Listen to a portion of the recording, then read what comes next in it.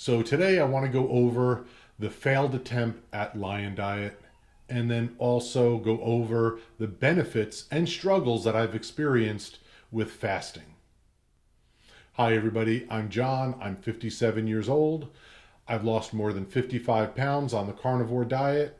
I've also reversed my prediabetes, gotten rid of arthritis, and sleeping has improved greatly. Okay, so let's get started. So, with this attempt at a lion diet that I failed miserably, it was just poor planning.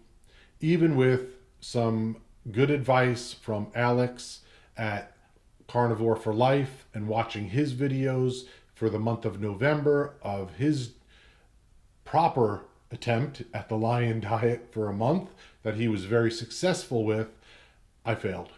I just did not plan well enough. I bought the meat, I got everything. I said, all right, this is what I'm going to eat every day. And it wasn't the best choice. I planned on eating ground meat, just seasoned with salt for the first meal and then a steak at night. I don't like ground meat enough just seasoned with salt to enjoy it. And I don't want to torture myself. Whenever I make ground meat, I put in a little bit of cheese, some sour cream, some eggs, bacon, something, but not purely lion diet. So that was a goof. I messed up. And then also, we had just pulled out some pork and some fish out of the freezer for the family to eat. It was too much food for them to eat on their own without me. Otherwise, they would have had the same exact meal for like the next 7 days. That wouldn't have been very good for them. So after the first day, I scrapped it. I just said, I'm going to restart this either later or in the beginning of the year after I really plan it better, because it came down to me and I just didn't plan properly, didn't think about the food that we had there, and didn't think about having the ground meat and saying, I can power through something that I'm not that crazy about. That was a poor decision. Don't do that. If anybody's thinking about doing a lion diet, go back, watch Alex's videos. He did it the right way. He was very successful. I didn't make it through. I made it through the first day, but then the second day I said, all right, I'm done. I'm gonna restart this a little bit later on. So later in January, keep an eye out. I will attempt the lion diet again at that time and work out all the little bugs and kinks that I've got going on. So then, fasting.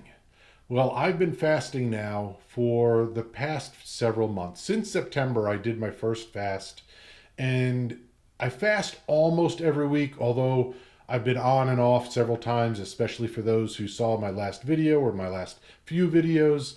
We had 3 birthdays, 2 Thanksgiving celebrations, and I went off carnivore a bit on each one of those to varying degrees. And that really kind of interfered or interrupted the fasting. But whenever I do fast, nothing brings me back to carnivore quicker than doing one. Usually by the second fast, the next week, my body is for the most part back in sync with eating carnivore, and I feel so much better. The one thing I didn't realize until this past week was, if you watch my last video, I have to apologize for that. My energy level was so low. It was such a blah presentation, and I didn't realize it until I watched it last week, and my head was out of the clouds, and realized that my energy level from all those birthdays and the Thanksgiving celebrations just got zapped. And it really, when it started coming back, that's when I noticed my energy dropped with having sweets and carbs and some wine and things along those lines. It really changed everything. But now that I'm back on carnivore and I've done a couple fasts, I've got 2 fasts under my belt, it has improved greatly.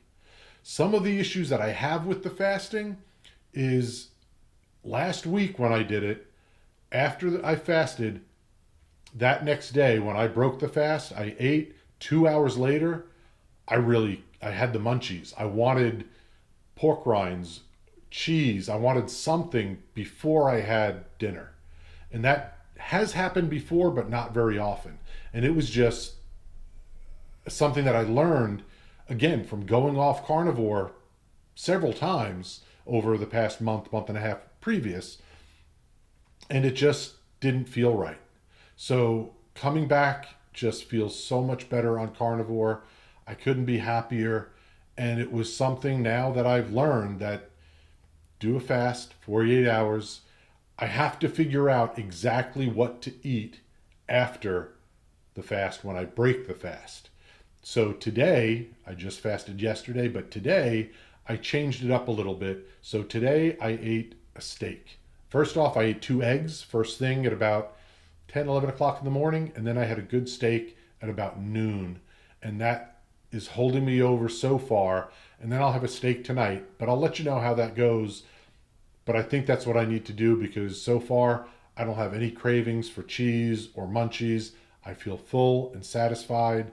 And I think that's what I need to do instead of my usual bacon and eggs to break my fast where it's just not enough and I don't feel satisfied long enough. So I'm still working things out with this fasting. I do watch some of the other experts in fasting, and I've been watching that, trying some things. Some things worked, some things haven't worked. Every one of us is a little bit different. So when it works for somebody, it may not work for somebody else. This may not work for me, it may not work for you. I'm going to keep trying and figuring out what works best for me, but these are lessons learned. I'm back on track. I've finally lost a few more pounds.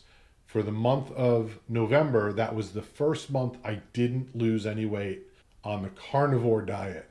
But now that I'm back into the swing of things, I've dropped a few more pounds. I don't expect a huge weight drop this month because I only have another week or so to go and then Christmas, and I will be going back off carnivore just a little bit.